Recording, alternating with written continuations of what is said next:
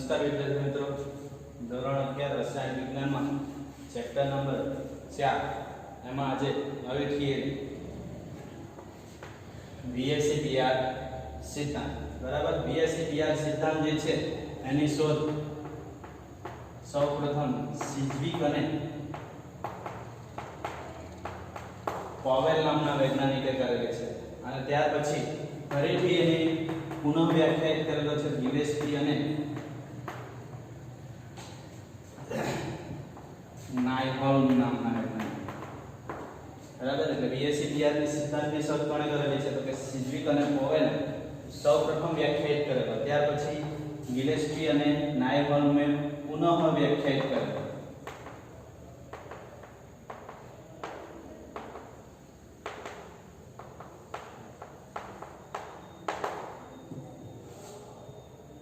બરાબર, હવે એનો VSEPR સિદ્ધાંત જે છે એમાં VSEPR સિદ્ધાંતનું પૂરું નામ શું છે તો V એટલે વેલેન્સ, S એટલે સેલ, E એટલે ઇલેક્ટ્રોન, P એટલે પેર અને R એટલે રિપલ્શન. બરાબર, ગુજરાતીમાં શું થશે તો કે વેલેન્સ એટલે શું કહેવાય તો કે સંયોજકતા, સેલ એટલે કોષ, ઇલેક્ટ્રોન, પેર એટલે શું લખાશે યુગ્મ અને રિપલ્શન એટલે અપાકર્ષણ. એટલે નિયમ નામ શું થયું એનું તો કે સંયોજકતા કોષના ઇલેક્ટ્રોન યુગ્મ જે છે એના વચ્ચે ઉદ્ભવતું અપાકર્ષણનો સિદ્ધાંત વિશે આપણે ભણવાનું છે. એ શાના માટે જે છે તો કે અણુનો આકાર સમજવા માટે. શાના માટે છે? અણુનો આકાર સમજવા માટે. બરાબર, એના માટે શાનો ઉપયોગ થાય છે? VSEPR સિદ્ધાંતનો ઉપયોગ થાય છે. બરાબર, હવે આગળ એમાં 6 જેટલા મુદ્દાઓ યાદ રાખવાના છે. એ 6 મુદ્દા જે છે એકદમ સરળ જ છે. પહેલો મુદ્દો છે આપણે શાના વિશેની માહિતી મેળવવાની છે? અણુનો આકાર. તો એ પહેલો એના ઉપરથી છે કે અણુનો આકાર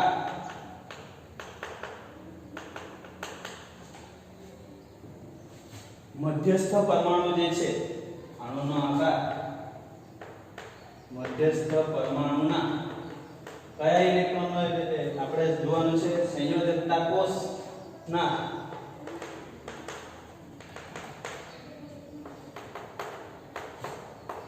ઇલેક્ટ્રોન યુગ્મ. જે ઇલેક્ટ્રોન યુગ્મ કયા સ્વરૂપે હશે? ક્યાં બંધકારક સ્વરૂપે હશે અથવા તો અબંધકારક સ્વરૂપે હશે? તો બંધકારક અને અબંધકારક ઇલેક્ટ્રોન યુગ્મ બંધકારક અને અબંધકારક ઉપર આધાર રાખે છે. સમજીએ, અણુનો આકાર જે છે મધ્યસ્થ પરમાણુના સંયોજકતા કોષના ઇલેક્ટ્રોન યુગ્મ પર આધાર રાખે છે. એટલે સંયોજકતા કોષમાં જે ઇલેક્ટ્રોન છે એ બંધ સ્વરૂપે હોય અથવા તો બંધ બનાવેલો ન હોય. બંધકારક કોને કહેવાય તો કે જેમણે ઇલેક્ટ્રોનની ભાગીદારી કરીને શું બનાવ્યું છે? બંધ બનાવ્યો છે એના માટે છે. બરાબર, અને અબંધકારક એટલે જેને ઇલેક્ટ્રોનની ભાગીદારી કરી નથી. બરાબર, તેવા ઇલેક્ટ્રોન જેને આપણે શું ઉપર બિંદુ સ્વરૂપે દર્શાવીએ છીએ એવા ઇલેક્ટ્રોન એટલે અબંધકારક ઇલેક્ટ્રોન. બરાબર, જેના ઉપર અણુના આકારનો આધાર રહેલો છે. આપણે NH3 ની વાત કરીએ એમાં મધ્યસ્થ પરમાણુ કોણ છે? નાઇટ્રોજન છે. બરાબર, નાઇટ્રોજન મધ્યસ્થ પરમાણુ છે. તો નાઇટ્રોજન જે છે એનો પરમાણુ ક્રમાંક કેટલો છે? 7. નાઇટ્રોજનનો પરમાણુ ક્રમાંક 7 છે. તો ઇલેક્ટ્રોનની રચના શું થશે? 2 5 2 5 છે. મધ્યસ્થ પરમાણુ આપણો નાઇટ્રોજન છે અને સંયોજકતા કોષના ઇલેક્ટ્રોન છે એ કેટલા છે? સંયોજકતા કોષના ઇલેક્ટ્રોન 5 છે. બરાબર, એ 5 ને દર્શાવી તો આ રીતે દર્શાવાશે.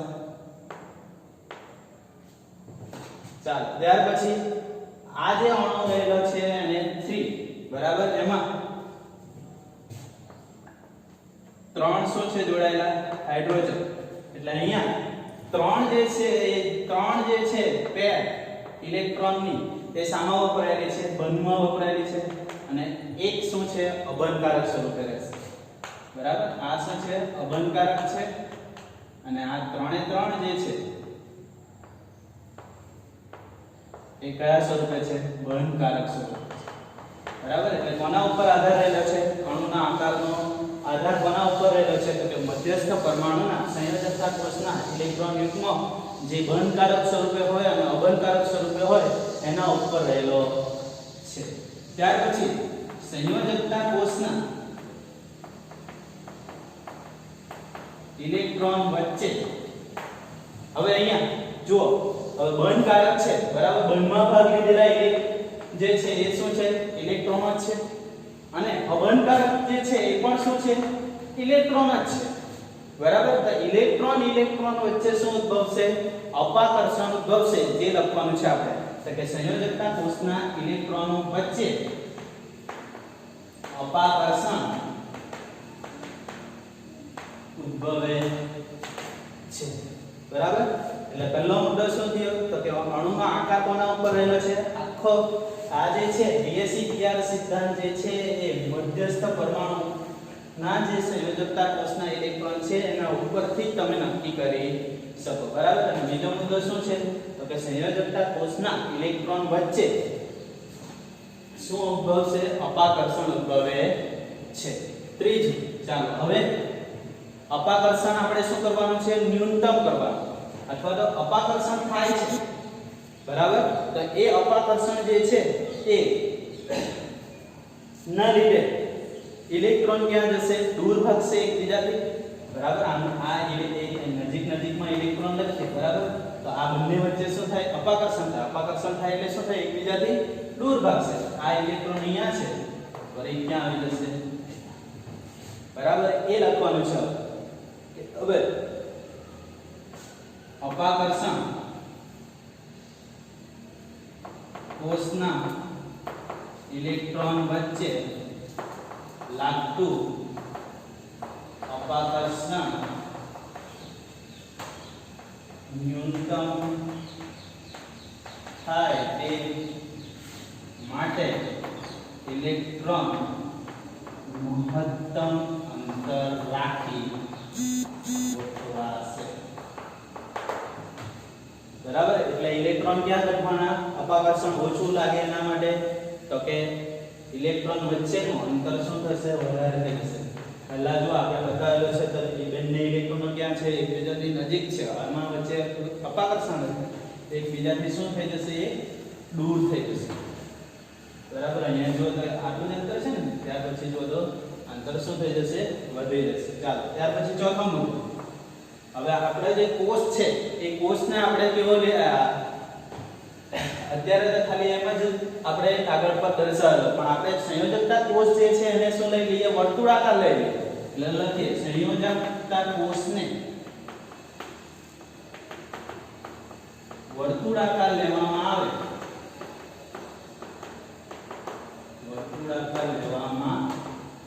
તો ઇલેક્ટ્રોન આ કોષમાં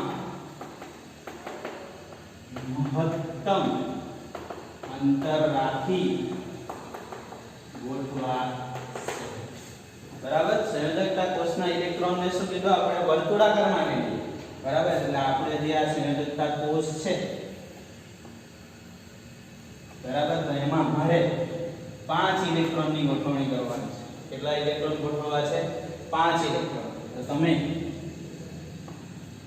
જો ગોઠવવા હોય તો આ રીતે પણ ગોઠવી શકો 5 ઇલેક્ટ્રોન બરાબર જે એકબીજાથી કહેવાય છે ખૂબ જ નજીક છે તો નજીક હોય તો શું થાય અપાકર્ષણ વધારે લાગે તો આપણે તો શું કરવાનું છે જુઓ ત્રીજો મુદ્દો શું છે સંયોજકતા કોષના ઇલેક્ટ્રોન વચ્ચેનું અપાકર્ષણ કેવું ન્યૂનતમ એટલે ઓછું થાય એના માટે મહત્તમ અંતર રાખીને ગોઠવાશે એટલે આ જે ઇલેક્ટ્રોન 5 ઇલેક્ટ્રોનો ગોઠવાયેલા છે તે શું કરશે ચોક્કસ અંતર રાખીને ગોઠવાશે જેથી અપાકર્ષણ કેવું લાગે એમની વચ્ચેનું અપાકર્ષણ ખૂબ જ ઓછું હોય બરાબર એટલે ઇલેક્ટ્રોન મહત્તમ અંતર રાખીને ગોઠવા છે બરાબર આ ચોક્કસ આ બધાને જે છે એ સરખા અંતર રાખીને ગોઠવાયેલા હશે જેના પરિણામે એમની વચ્ચે ઉદ્ભવતું ઇલેક્ટ્રોન વિદ્યુતપ્રવાહ વચ્ચે ઉદ્ભવતું અપાકર્ષણ કેવું હોય ઓછું હોય બરાબર અને પાંચમો મુદ્દો બહુબંધને એટલે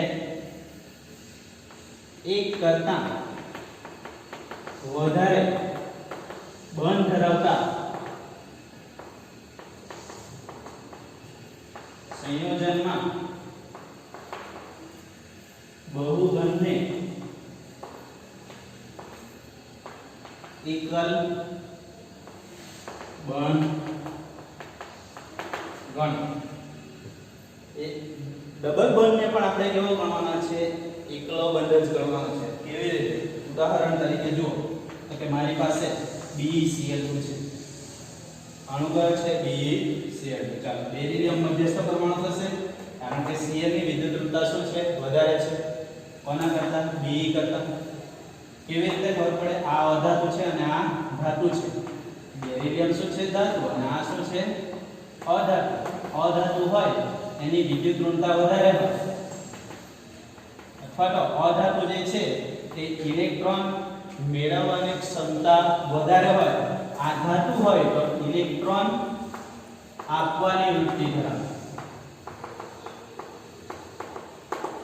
બરાબર એટલે વિદ્યુતઋણતા શું કહેતો કે ઇલેક્ટ્રોનને પોતાની તરફ ખેંચવાની ક્ષમતા એને વિદ્યુતઋણતા કહેવાય બરાબર એટલે ઇલેક્ટ્રોનને પોતાની તરફ ખેંચવાની ક્ષમતા કોનામાં વધારે છે તો કે Cl માં વધારે છે ચાલો બીજું એટલે મધ્યસ્થ પરમાણુ કોણ થવાનો આપણો બેરિલિયમ થવાનો બેરિલિયમને મધ્યસ્થ પરમાણુ તરીકે લખી દીધો હવે બેરિલિયમનો પરમાણુ ક્રમાંક કેટલો છે 4 ઇલેક્ટ્રોનની રચના શું થશે 2 એટલે બાહ્યબંધ કક્ષામાં કેટલા ઇલેક્ટ્રોનો છે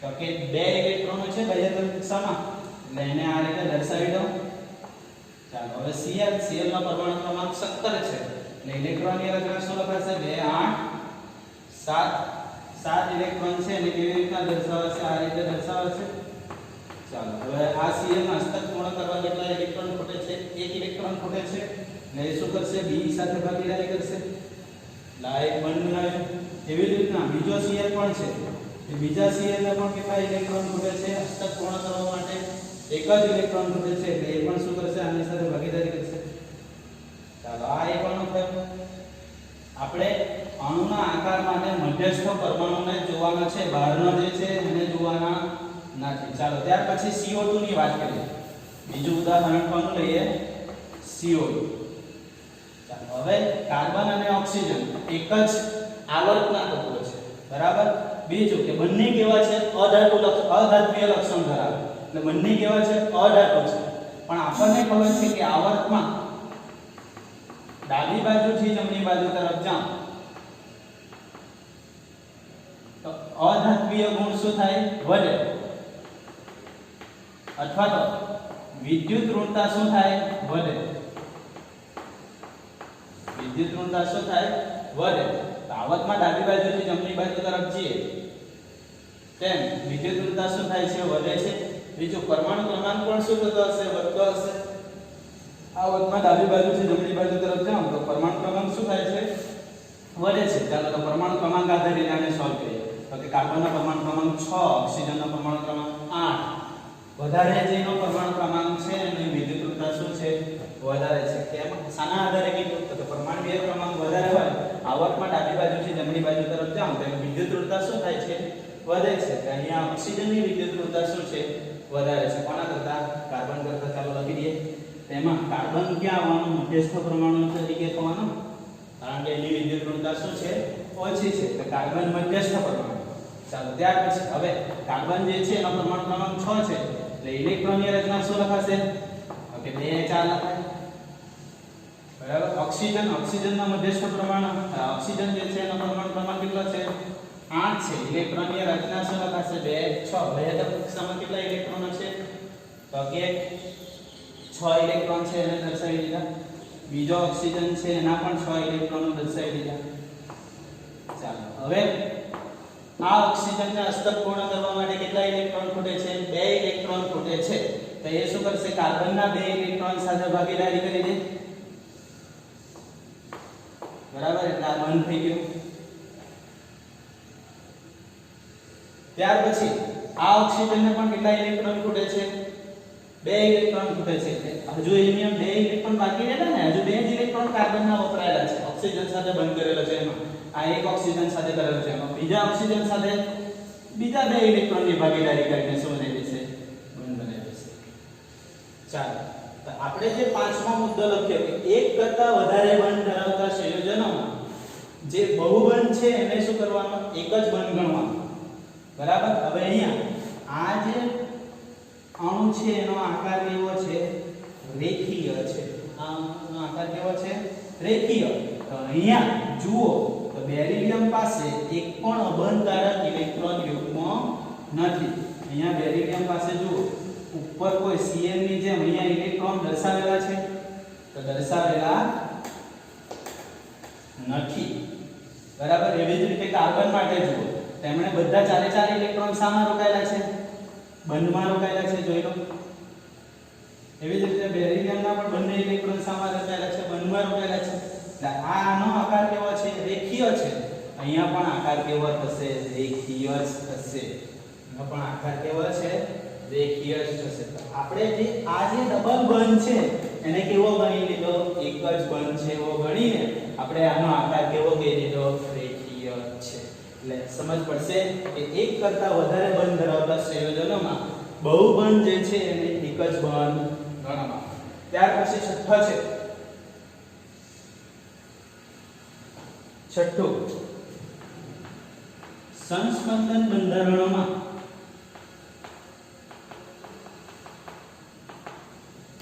VACPR સિદ્ધાંત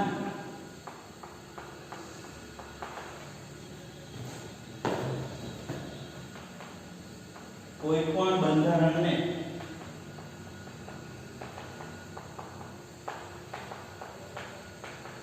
લાગુ પાડી શકાય. બરાબર. સંસ્પંદન બંધારણો જે છે એમાં VACPR સિદ્ધાંત તમે કોઈ પણને પણ લાગુ પાડી શકો. બરાબર. હવે પાંચે 6 મુદ્દા ફરીથી જોઈ લઈએ કે આ જે થિયરી છે એ એક્ઝામની દ્રષ્ટિએ મોસ્ટ આઈએમપી છે. બરાબર. પહેલો મુદ્દો શું છે? તો કે અણુનો આકાર જે છે એ મધ્યસ્થ પરમાણુના સંયોજકતા કોષના ઇલેક્ટ્રોન યુગ્મ ઉપર રહેલો છે. બરાબર. હવે આપણને ખબર છે કે એ જે સંયોજકતા કોષના ઇલેક્ટ્રોન છે એ બંધ સ્વરૂપે પણ હોઈ શકે અથવા અબંધકારક સ્વરૂપે પણ હોઈ શકે. બરાબર. એના ઉપર અણુના આકારનો આધાર રહેલો છે. ત્યાર પછી બીજો મુદ્દો કે સંયોજકતા કોષના ઇલેક્ટ્રોન વચ્ચે હવે બંધકારક ઇલેક્ટ્રોન યુગ્મ અને અબંધકારક ઇલેક્ટ્રોન યુગ્મ છે શું? બંને ઇલેક્ટ્રોન જ. બરાબર. એટલે ઇલેક્ટ્રોન વચ્ચે શું ઉદ્ભવશે? અપાકર્ષણ ઉદ્ભવશે. બરાબર. ત્રીજો મુદ્દો શું છે? તો આ જે અપાકર્ષણ થાય છે જેના પરિણામે ઇલેક્ટ્રોન શું થશે? એકબીજાથી દૂર ખસશે. તો એ એકબીજાથી દૂર ખસશે એટલે એમની વચ્ચે શું થશે? મહત્તમ અંતર રાખીને ગોઠવાશે. ત્યાર પછી ચોથો મુદ્દો તો કે સંયોજકતા કોષને આપણે શું કરી લીધો? તો કે વર્તુળાકાર માની લીધો. તો એમાં ઇલેક્ટ્રોન જે ગોઠવાશે એ ક્યાં ગોઠવાશે? તો કે મહત્તમ અંતર રાખીને ગોઠવાશે. ત્યાર પછી પાંચમો મુદ્દો એક કરતા વધારે બંધ ધરાવતા સંયોજનોમાં જે આ જોયું એ BeCl2 અને CO2 તો એમાં ડબલ બંધને પણ આપણે કેવો ગણવાનો? એક જ બંધ ગણવાનો. અને સંસ્પંદન બંધારણો હોય તો VACPR સિદ્ધાંત કોઈને પણ લાગુ પાડી શકાય.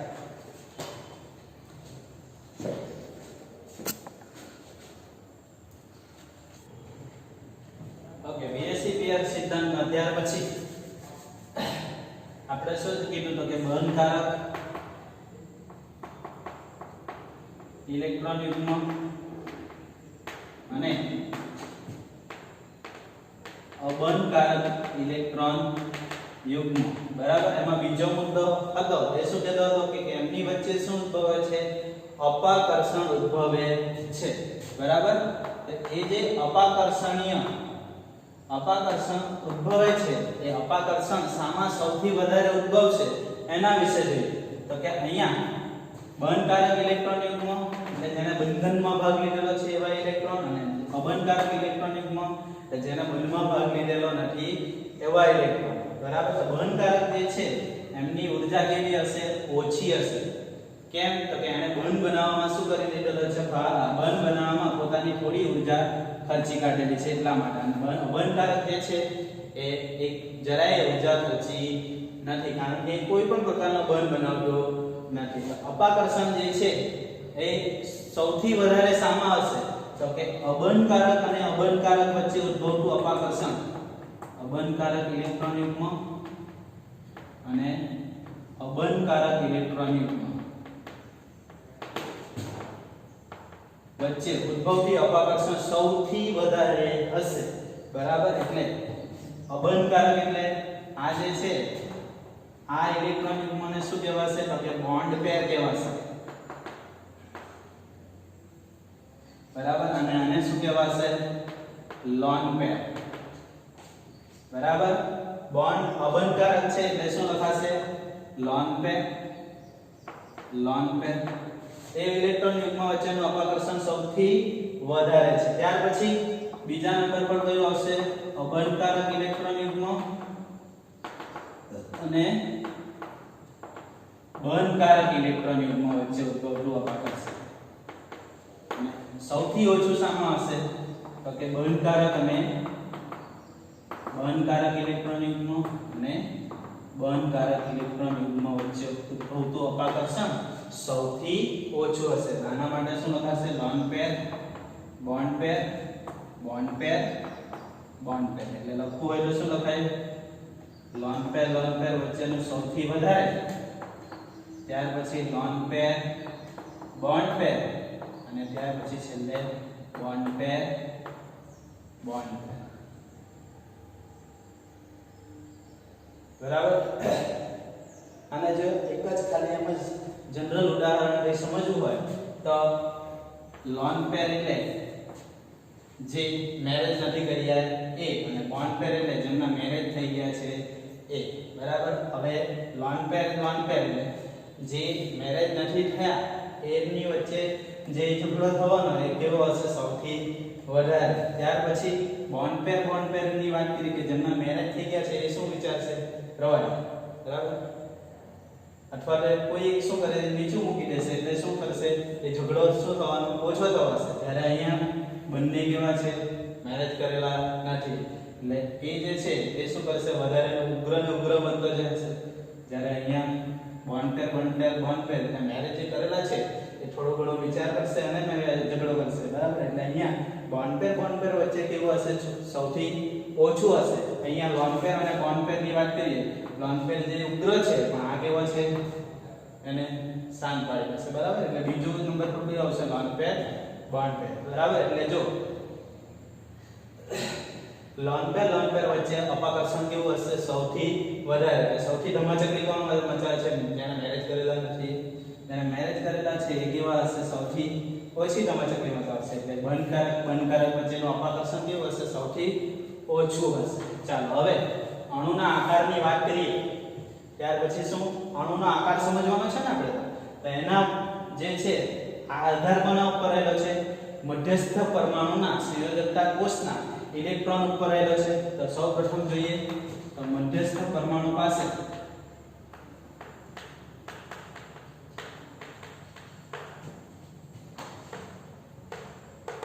અબંધકારક ઇલેક્ટ્રોન યુગ્મ ન હોય તેવા અણુના આકારો. બરાબર. મધ્યસ્થ પરમાણુ પાસે શું ના હોય? અબંધકારક ઇલેક્ટ્રોન યુગ્મ ન હોય. બધા શું હોય? બંધ હોય એવા ઇલેક્ટ્રોન યુગ્મ હોય એવા અણુના આકાર વિશે સમજવાનું છે. તો પહેલા અહીંયા તમને અણુ જે છે એ તમને A અને B સ્વરૂપે આપેલા છે. તો કે A જે છે એ શું છે? મધ્યસ્થ પરમાણુ તરીકે લેવાનું તમારે. દર્શાવેલા શાના આગળ હશે? એડિશન ની આગળ દર્શાવેલા છે. બરાબર. અને B જે છે એ વધારે વિદ્યુત ઋણતા વાળું તત્વ છે. બી શું છે વધારે વિદ્યુત ઋણતા ધરાવતું તત્વ બરાબર એટલે આ મધ્યસ્થ પરમાણુ છે અને ડી શું છે વધારે વિદ્યુત ઋણતા ધરાવતું તત્વ છે બરાબર અને અહીંયા હું કોષ્ટક બનાવું છું એમાં અણુનો પ્રકાર આકાર અને સાથે ઉદાહરણ પણ આપણે જોઈ લઈશું અને એની સમજૂતી ઉદાહરણની સમજૂતી અહીંયા બરાબર સૌથી પહેલા અણુનો પ્રકાર જો AB સ્વરૂપ નહીં જોવા મળશે ત્યારે સૌથી પહેલો પ્રકાર કયો તો કે AB2 એટલે શું તો કે એક મધ્યસ્થ પરમાણુ અને સાથે કેટલા વધારે વિદ્યુત ઋણતા વાળા તત્વો જોડાયેલા છે બે બરાબર એટલે એમની વચ્ચે જે બંધ થયેલા હશે એ કયા આકારે ગોઠવાયેલા હશે તો કે રેખીય આકારે ગોઠવાયેલા હશે બરાબર એનું ઉદાહરણ જોઈએ તો BeCl2 મધ્યસ્થ પરમાણુ પાસે શું નહીં આવવું જોઈએ એક પણ અબંધકારક ઇલેક્ટ્રોન યુગ્મ આવવો જોઈએ નહીં મધ્યસ્થ પરમાણુ વચ્ચેનો જે પરમાણુ છે ને એના ઉદાહરણ લઈએ ચાલો BeCl2 ને સમજીએ BeCl2 છે તો બેરિલિયમ શું છે મધ્યસ્થ પરમાણુ છે બરાબર જે A સ્વરૂપ અને આ શું છે B2 એટલે B શું છે Cl છે Cl ની વિદ્યુત ઋણતા શું છે વધારે છે B મધ્યસ્થ પરમાણુ છે એની મહત્તમ કક્ષામાં કેટલા ઇલેક્ટ્રોનો છે 2 ઇલેક્ટ્રોનો કેમ તો કે બેરિલિયમનો પરમાણુ ક્રમાંક 4 છે એટલે ઇલેક્ટ્રોનની રચના શું લખાશે 2 લખાશે હા 2 લખાય તો મહત્તમ કક્ષામાં કેટલા ઇલેક્ટ્રોનો 2 ઇલેક્ટ્રોન ચાલો Cl ની મહત્તમ કક્ષામાં 7 ઇલેક્ટ્રોન એટલે આ રીતે લખાશે હવે અહીંયા આ Cl ને અસ્તક પૂર્ણ કરવા માટે કેટલા ઇલેક્ટ્રોન ખૂટે છે એક જ ઇલેક્ટ્રોન ખૂટે છે બેરિલિયમ સાથે એક ઇલેક્ટ્રોનની ભાગીદારી કરશે એવી જ રીતે બીજો Cl પણ છે બરાબર એ પણ શું કરી દેશે તો કે Cl ની સાથે ઇલેક્ટ્રોનની ભાગીદારી કરી દેશે એટલે બેરિલિયમના બંને ઇલેક્ટ્રોનો સામા વપરાઈ ગયા બંધમાં વપરાઈ ગયા એની પાસે એક પણ અબંધકારક ઇલેક્ટ્રોન યુગ્મ નથી તો આ અણુનો આકાર કેવો છે રેખીય છે અણુનો આકાર કેવો છે રેખીય અને એમની વચ્ચેનો બંધ કોણ કેટલો હશે 180 ડિગ્રી બરાબર ત્યાર પછી બીજો પ્રકાર છે AB3 બીજો પ્રકાર કયો છે AB3 જે છે એનો આકાર કેવો આવશે તો કે સમતલીય સમત્રિકોણ કેવો આકાર બનશે એનો સમતલીય સમત્રિકોણ આકાર બનશે ઉદાહરણ તરીકે BCl3 ચાલો બોરોનનો પરમાણુ ક્રમાંક 5 એટલે ઇલેક્ટ્રોનની રચના શું લખાશે 2 3 BCl3 અણુ છે ને બરાબર એટલે બોરોન મધ્યસ્થ આ AB3 સ્વરૂપે જુઓ તો A શું છે આપણો B છે અને B શું છે Cl છે બરાબર એટલે B મધ્યસ્થ પરમાણુ Cl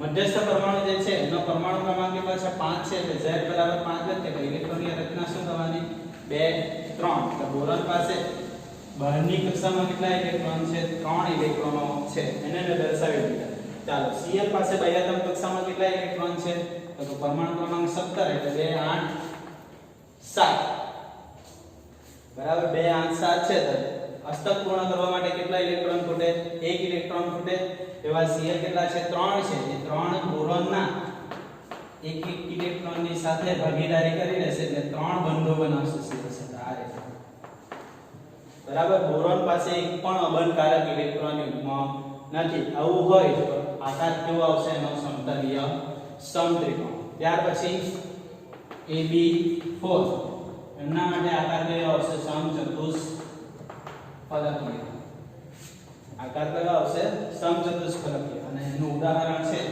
CH4 બરાબર AB4 પાસેથી તમારે ઉદાહરણો જાતે કરવા બરાબર AB5 એના આકારની આજે સમજૂતી આપી ને જાતે કરો AB5 જે છે એમાં આકાર શું થશે એટલે ત્રિકોણીય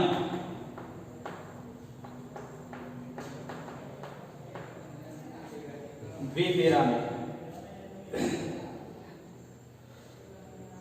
બરાબર ત્રિકોણીય દ્વિપિરામિડ એટલે તો કે AB5 માં આ રીતે ગોઠવણી થયેલી હશે 3B જે છે એક જ સમતલમાં એટલે એ જે છે એ ત્રિકોણ બન્યો એક B ઉપરની તરફ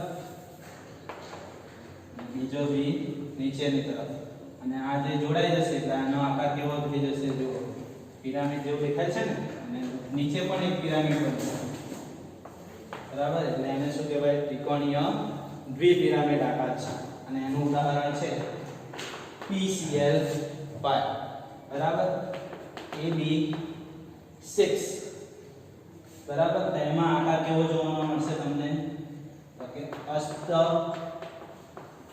અને ઉદાહરણ શું છે SF6 ઉદાહરણ શું છે SF6 હવે અષ્ટફલકીય આકાર દોરવો હોય તો આ રીતે દોરો A B B B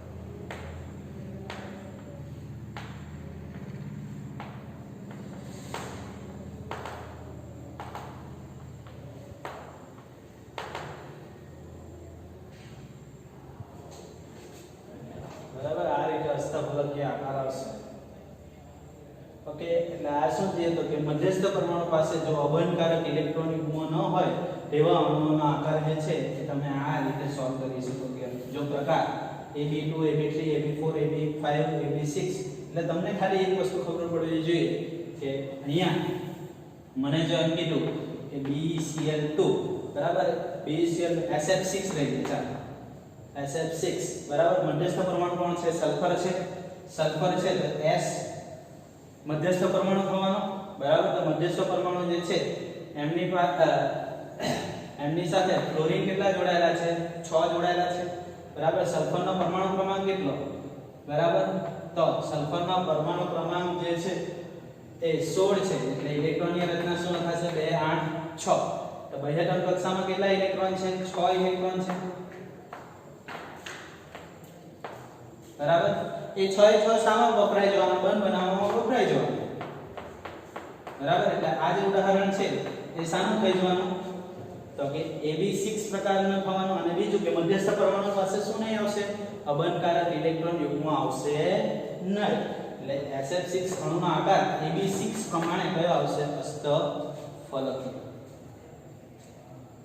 બરાબર ત્યાર પછી આપણે CH4 ને સમજીએ ચાલો CH4 છે બરાબર કાર્બન શું છે મધ્યસ્થ પરમાણુ છે એટલે કાર્બન મધ્યસ્થ પરમાણુ ચાલો મધ્યસ્થ પરમાણુ જે છે એના ઇલેક્ટ્રોનની રચના શું લખાશે 6 પરમાણુ ક્રમાંક છે 2 4 ચારે ચાર ઇલેક્ટ્રોન સામા વપરાઈ જવાના બંધમાં વપરાઈ જવાના ચારે ચાર ઇલેક્ટ્રોન સામા વપરાઈ જવાના બંધમાં વપરાઈ જવાના બરાબર બંધમાં વપરાઈ જશે તો પ્રકાર કયો થયો AB4 એક પણ અબંધકારક ઇલેક્ટ્રોન યુગ્મ નથી આકાર કયો થઈ જશે સમચતુષ્ફલકીય આકાર કયો થશે સમચતુષ્ફલકીય બરાબર આ રીતે તમારે તમને આ જે છે એક માર્ક્સમાં પૂછી શકાય કે તમને અણુ આપી દીધેલો હોય એનો આકાર લખવાનો બરાબર તમને ખાલી એક જ વસ્તુ ખબર પડી છે કે મધ્યસ્થ પરમાણુ પાસે શું અબંધકારક ઇલેક્ટ્રોન યુગ્મ નથી જો ન હોય તો આનો ઉપયોગ કરવાનો બરાબર અને જો હોય તો આના પછી જોઈએ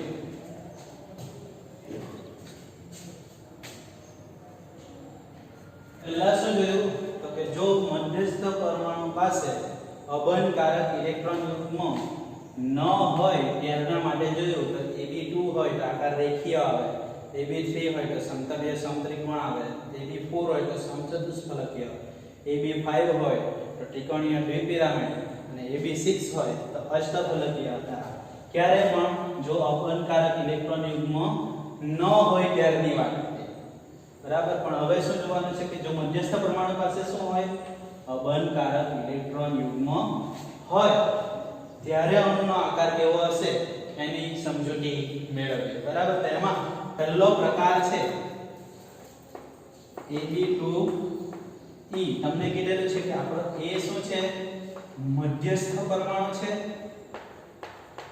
અને B શું છે તો વધારે વિદ્યુત ઋણતા વાળું તત્વ છે બરાબર એટલે જોવાનું કે ધારો કે મારી પાસે SO2 છે તો મધ્યસ્થ પરમાણુ તરત જ ગેસ કરી લેવાનો શું હશે સલ્ફર હશે મધ્યસ્થ પરમાણુ શું હશે સલ્ફર બરાબર હવે NH4+ હોય બરાબર તો પ્રકાર કયો થવાનો એનો Ab4 પ્રકાર કયો થશે Ab4 અને તમારે મધ્યસ્થ પરમાણુ બનાવી લેવાનું નાઇટ્રોજન લઈએ તો નાઇટ્રોજન જે છે એનું પરમાણુ ક્રમાંક 7 છે એટલે ઇલેક્ટ્રોનની રચના શું આવે તો કે 2 5 તો બાહ્યતમ કક્ષામાં કેટલા ઇલેક્ટ્રોનો આવે બાહ્યતમ કક્ષામાં કેટલા ઇલેક્ટ્રોનો આવે 5 ઇલેક્ટ્રોનો આવે જે 5 ઇલેક્ટ્રોન જે છે એમાંથી એક પ્લસ આપેલો છે એટલે એક ઇલેક્ટ્રોન શું કરવાનો ઓછો એટલે નાઇટ્રોજન પાસે કેટલા ઇલેક્ટ્રોન છે 4 અને 4 શું કરેલું છે બંધ બનાવેલા છે બરાબર તો એ 4 બંધ બનાવેલા છે એટલે નાઇટ્રોજન પાસે એક પણ અબંધકારક ઇલેક્ટ્રોન યુગ્મ નથી તો પ્રકાર કયો છે Ab4 નો આકાર કયો સમચતુષ્ટ બરાબર આપણે હવે શું જોવાનું છે જો મધ્યસ્થ પરમાણુ પાસે શું ના હોય તો કે શું હોય અબંધકારક ઇલેક્ટ્રોન યુગ્મ હોય ત્યારની વાત છે E શાના માટે આપેલો છે તો કે E જે છે એ અબંધકારક ઇલેક્ટ્રોન યુગ્મની સંખ્યા બતાવશે એ શું બતાવે છે મધ્યસ્થ પરમાણુ જે છે એની પાસે અબંધકારક ઇલેક્ટ્રોન યુગ્મની સંખ્યા દર્શાવે છે ચાલો Ab2E છે હવે ઇલેક્ટ્રોન યુગ્મની ગોઠવણી કરો A જે છે એ મધ્યમાં રહેશે B જે છે એ આ રીતે ગોઠવાશે અને એક શું છે અબંધકારક છે ને E આ રીતે E દર્શાવી E લખવાનો નથી એને શાના સ્વરૂપે તો કે ઇલેક્ટ્રોન સ્વરૂપે બિંદુ સ્વરૂપે દર્શાવવાનું બરાબર એટલે અહીંયા Ab2 આકાર કેવો દેખાય છે તમને તો કે આકાર કેવો થશે એનો વળેલો આકાર હશે જો છે ને પેન બરાબર n આકાર કેવો હોય Ab2 હોય તો વાત કરીએ ખાલી એમ જ કે મધ્યસ્થ પરમાણુ પાસે શું છે અહીંયા તો અબંધકારક ઇલેક્ટ્રોન યુગ્મ છે બરાબર AB આકાર રેખીય કેમ નથી એ જોઈએ બરાબર તો અહીંયા શું છે અબંધકારક ઇલેક્ટ્રોન યુગ્મ છે પેલા વખતે શું હતું જ્યારે અબંધકારક ઇલેક્ટ્રોન યુગ્મ ન હોય ત્યારે શું બંને બંધકારક છે અપાકર્ષણ કેવું હશે સૌથી ઓછું પણ અહીંયા તમને બે પ્રકારના અપાકર્ષણ જોવાના મળશે જુઓ Ab2 માં એક અબંધકારક અને બંધકારક વચ્ચેનું બીજું કયું ઓકે બોન્ડ પેર લોન પેર બોન્ડ પેર અને બોન્ડ પેર બરાબર લોન પેર અને બોન્ડ પેર એ અપાકર્ષણ કેવું બોન્ડ પેર કરતા વધારે બરાબર લોન પેર બોન્ડ પેર નું અપાકર્ષણ વધારે એટલે આ આકાર કેવો રહેવા દેવો નથી રેખીય રહેશે નહીં એની જગ્યાએ શું થશે થોડું અંતર રાખીને ગોઠવાય છે ને VSC સિદ્ધાંતમાં કીધું ને થોડું અંતર રાખીને ગોઠવાશે એટલે આકાર રેખીયની જગ્યાએ કયો આવશે વળેલો આવશે રેખીયની જગ્યાએ કયો આવશે વળેલો અને એમાં ઉદાહરણ તરીકે લઈએ તો SO2 બરાબર હવે SO2 ની સમજૂતી આપવી હોય તો ફરીથી SO2 માં ઓક્સિજન જે છે અથવા Ab2E છે ને એટલે એ શું છે સલ્ફર છે સલ્ફર મધ્યસ્થ પરમાણુ અને બાહ્યતમ કક્ષામાં 6 ઇલેક્ટ્રોન એટલે આ રીતે દર્શાવી દો ચાલો ઓક્સિજન કેટલા છે 2 છે ઓક્સિજનની પણ બાહ્યતમ કક્ષામાં કેટલા ઇલેક્ટ્રોનો 6 ઇલેક્ટ્રોનો આ અષ્ટક પૂર્ણ કરવા કેટલા ખૂટે છે 2 ખૂટે છે તો એક સલ્ફર સાથે ભાગીદારી કરશે અને બીજો પણ ઓક્સિજનના જે 2 ઇલેક્ટ્રોન ખૂટે છે સલ્ફરની સાથે ભાગીદારી કરશે બીજું અહીંયા પાંચમો નિયમનો પણ ઉપયોગ થશે પાંચમી અભિધારણા જે છે ને એનો પણ ઉપયોગ થશે કે V બંધ હોય તેને પણ આપણે કેવો ગણવાનો એકલ બંધ જ ગણવાનો એક જ બંધ ગણવાનો બરાબર એટલે આકાર પ્રકાર કયો આ A B B અને એક અબંધકારક ઇલેક્ટ્રોન યુગ્મ એટલે પ્રકાર કયો થયો Ab2E બરાબર તો એનો આકાર કેવો આવશે વળેલો આકાર આવશે આકાર કેવો એનો વળેલો ત્યાર પછી બીજું છે AB3 E બરાબર ગોઠવણી કરીએ A B B B અને એક અબંધકારક ઇલેક્ટ્રોન યુગ્મ બરાબર હવે એનો આકાર કેવો આવશે તો ત્રિકોણીય પિરામિડ આવશે એનો આકાર કેવો આવશે ત્રિકોણીય પિરામિડ અને ઉદાહરણ કયું NH3 ઉદાહરણ શું છે એનું NH3 હવે સમજીએ NH3 છે તો મધ્યસ્થ પરમાણુ નાઇટ્રોજન છે બાહ્યતમ કક્ષામાં કેટલા ઇલેક્ટ્રોનો 5 ઇલેક્ટ્રોનો 3 શું કરશે હાઇડ્રોજન સાથે બંધ બનાવશે બરાબર એટલે પ્રકાર કયો થઈ ગયો જોઈ લો એક અબંધકારક છે અહીંયા બરાબર A 3B અને E તો આકાર કેવો લખાશે ત્રિકોણીય પિરામિડ બરાબર તમને મધ્યસ્થ પરમાણુની શું આવડી છે બાહ્યતમ કક્ષામાં રહેલા ઇલેક્ટ્રોનો અને બંધ વિશે થોડું ઘણું આવડવું જો SO2 હતું ત્યારે ડબલ બંધ બનતા હતા બરાબર બહારના જે છે એનું અષ્ટક પૂર્ણ કરી જવાનું બરાબર તો તમને સરળતાથી એનો આકાર લખતા આવડી જશે આ જે છે એમ ત્યાર પછી ત્રીજું AB2E2 બરાબર હવે જુઓ તો અહીંયા A B B અને બે અબંધકારક ઇલેક્ટ્રોન કેટલી અબંધકારક ઇલેક્ટ્રોન બે અબંધકારક ઇલેક્ટ્રોન અહીંયા પર આકાર કેવો આવશે વળેલો આકાર જ આવશે કારણ કે પ્રકાર શું છે AB2 છે ને અહીંયા જુઓ તો અહીંયા આપણે વાત કરી કે AB2 હોય તો આ આકાર કેવો હતો રેખીય બરાબર પણ અહીંયા બે અબંધકારક ઇલેક્ટ્રોન યુગ્મ છે તો અહીંયા લોન પેર પણ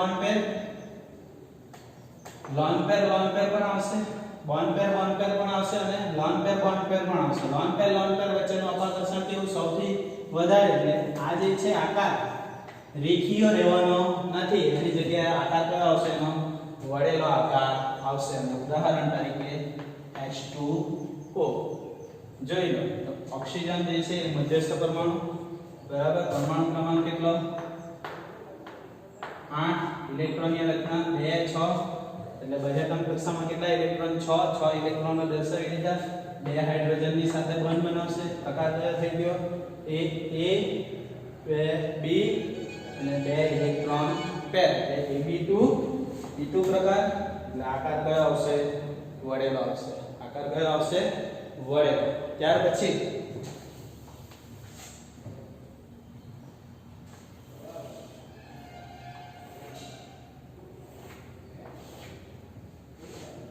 અણુનો પ્રકાર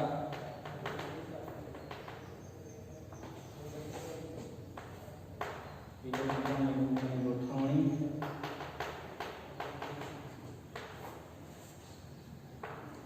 આકાર અને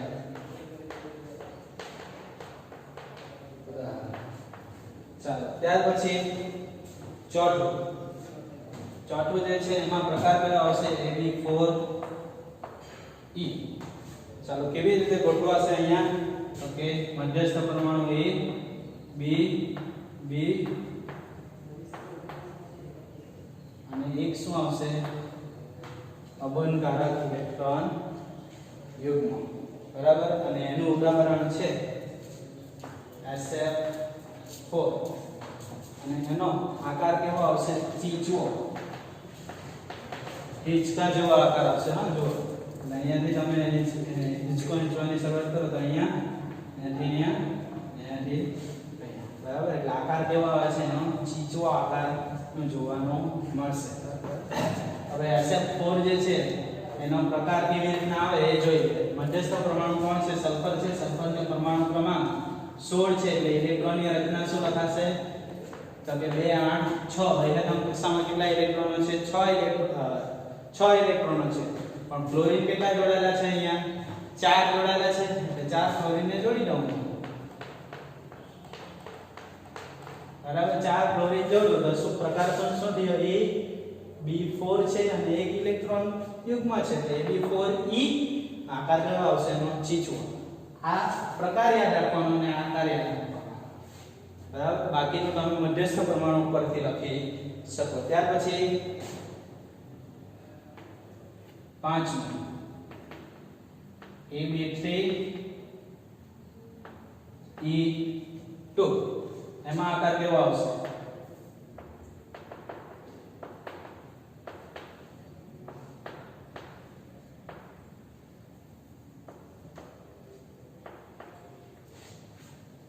તો એમાં બે અબંધકારક ઇલેક્ટ્રોન યુગ્મ છે અને ત્રણ બંધકારક છે. એનું ઉદાહરણ છે ClF3 અને આનો આકાર કેવો આવશે? T આકાર આવશે. આકાર કેવો આવશે? T. જોઈ લો, દેખાય છે T? બરાબર. ઉદાહરણ તરીકે ClF3 ને સમજવું હોય તો શું કરી દેવાનું? Cl મધ્યસ્થ પરમાણુ, બરાબર, એની બાહ્યતમ કક્ષામાં કેટલા ઇલેક્ટ્રોનો? 7 ઇલેક્ટ્રોન, બરાબર. 3 ફ્લોરીન જોડી દેવાના એટલે 3 AB3 થઈ ગયા અને બે પેર છે તો પ્રકાર કયો થયો? AB3 E2. તો આકાર કયો આવશે? એનો T આકાર આવશે. ત્યાર પછી છઠ્ઠું AB5E. છઠ્ઠો કયો છે? AB5E. એમાં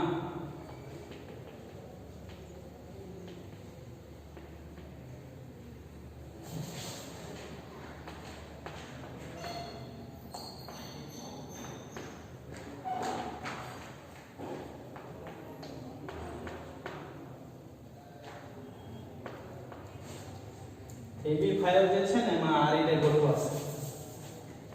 એ એક સમતલમાં 4 B, બરાબર, એક ઉપર B અને નીચે અબંધકારક ઇલેક્ટ્રોન યુગ્મ. નીચે શું લખવાનું? અબંધકારક ઇલેક્ટ્રોન યુગ્મ. અને એનું ઉદાહરણ છે BRF5. ઉદાહરણ કયું? BRF5. અને આકાર કયો છે? તો કે સમચોરસ પિરામિડ. એનો આકાર કયો આવશે? સમચોરસ પિરામિડ. કારણ કે જો આ ચોરસ બનશે, એક સમતલ વાળું છે અને એને ઉપર શું બનશે? B સાથે પિરામિડ. અહીંયા સમચોરસ પિરામિડ આકાર આવશે. હવે BRF5 AB5E પ્રકારનો છે કે જોઈ લઈએ. તો કે BR બહારની કક્ષામાં કેટલા ઇલેક્ટ્રોન? 7 ઇલેક્ટ્રોનો છે. 6 જોડી દેવાના ફ્લોરીન, 6 નહીં 5 ક્લોરીન જોડી દેવાના, બરાબર. એટલે AB5 થઈ ગયો અને એક શું છે? ઇલેક્ટ્રોન પેર છે. એટલે પ્રકાર કયો થઈ ગયો? AB5E. અને એનો આકાર કેવો આવશે? સમચોરસ પિરામિડ. ત્યાર પછી AB4E2 છેલ્લો એક પ્રકાર છે. શું છે? તો કે AB4E2 છે, બરાબર. A અને B જે છે એક જ સમતલમાં રાખવાના, બરાબર. અને અબંધકારક જે છે એ મોટે ભાગે આકારમાં ગણતરીમાં આવતા નથી. તો B જે છે એક સમતલના છે તો એનો આકાર કયો લેવાનો? સમચોરસ. અને ઉદાહરણ કયું છે? તો કે HCF4. ઉદાહરણ કયું? HCF4. એટલે તમને ખાલી શું યાદ આવવું જોઈએ? તો કે મધ્યસ્થ પરમાણુ જે છે એને સંયોજકતા કોષના ઇલેક્ટ્રોન લખતા આવડી ગયા. ત્યાર પછી બંધ કેટલા, બંધકારક કેટલા છે એ ખબર પડી જાય અને અબંધકારક કેટલા ખબર પડી જાય તો તમને પ્રકાર ખબર આવડવો જોઈએ. અને પ્રકાર ઉપરથી શું લખાશે? આકાર, બરાબર. AB4 AB2E હોય તો વળેલો, બરાબર. ત્યાર પછી AB4E હોય તો ચીચો આકાર, AB5E હોય તો સમચોરસ પિરામિડ આકાર, AB4E2 હોય તો સમચોરસ આકાર, બરાબર. આ તમને ખાલી મધ્યસ્થ પરમાણુ જે છે એની બંધકારક અને અબંધકારક ઇલેક્ટ્રોન યુગ્મની માહિતી હોવી જોઈએ. તો એના ઉપરથી તમે લખી શકો.